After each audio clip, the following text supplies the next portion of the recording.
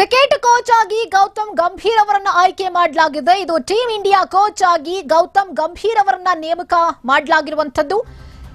2027 ODI ವಿಶ್ವಕಪ್ ವರೆಗೆ ಗೌತಮ್ ಅವರು ಕೋಚ್ ಆಗಿ ಮುಂದುವರಿತಾರೆ.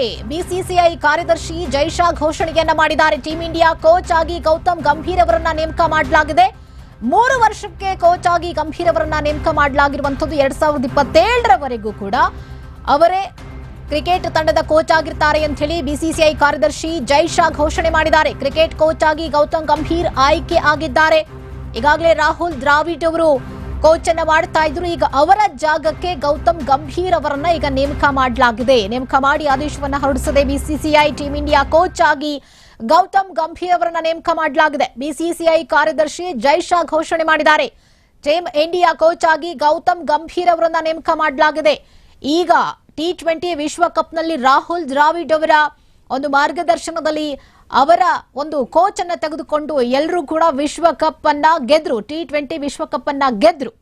ಇದೀಗ ರಾಹುಲ್ ದ್ರಾವಿಡ್ ಅವರು ಆ ಸ್ಥಾನದಿಂದ ಹೊರಗೆ ಬಂದಿದ್ದಾರೆ.